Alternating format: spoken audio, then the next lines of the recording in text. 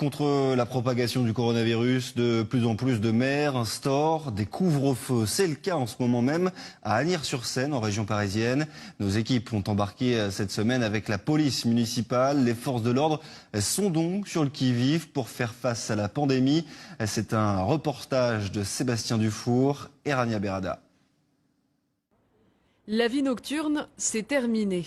Pour lutter contre le Covid-19, la municipalité d'Asnières a opté, comme de nombreuses villes en France, pour le couvre-feu. Pour Manuel Ashliman, maire de cette ville des Hauts-de-Seine, cette mesure était évidente au vu du comportement irresponsable de plusieurs individus. On a une police municipale 24 heures sur 24, 7 jours sur 7, qui intervient dans le cadre de la lutte contre le coronavirus, naturellement, et puis également en soirée, avec l'arrêté de couvre-feu qu'on a pris de 22 h à 5 h du matin.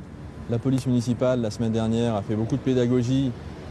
Dorénavant, elle a le droit de mettre des procès-verbaux. Qu'est-ce qu'a fait l'interpelle? C'est la PST.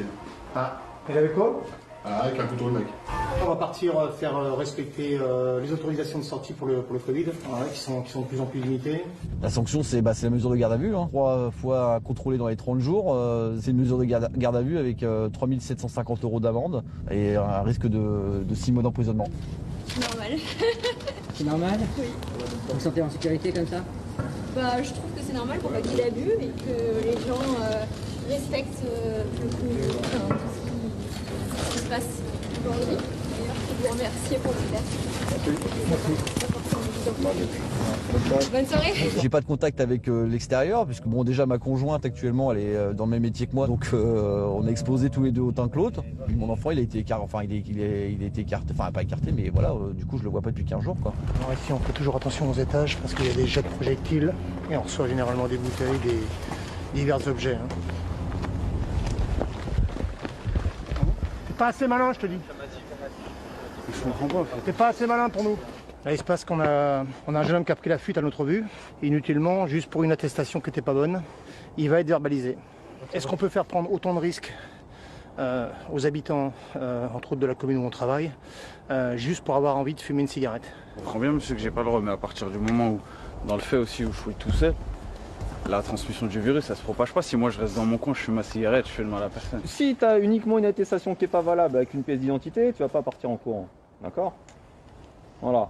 Ça prouve plus ou moins que tu as fait un effort d'avoir une attestation. Voilà. Parce que je l'ai tous les jours cette attestation et tous les jours on me dit Je qu'elle parle est s'il pas te valable. plaît. Ok? Toi te mettre en conformité. Donc là tu n'étais pas tout seul. Voilà. Donc on est de mauvaise foi, Et quand vous sortez là, je vous rappelle également qu'il y a le couvre-feu là, arrêté municipal, depuis mardi soir. 22 h, 5 h du matin, interdiction de sortir. Souvent critiquée, la police est maintenant saluée par l'opinion publique dans cette période de crise sanitaire. C'est des moments qui font plaisir. Bon, par rapport à notre métier, on voit un peu de tout et c'est vrai que quand on est remercié comme ça, et ça fait chaud au cœur. Ça fait plaisir.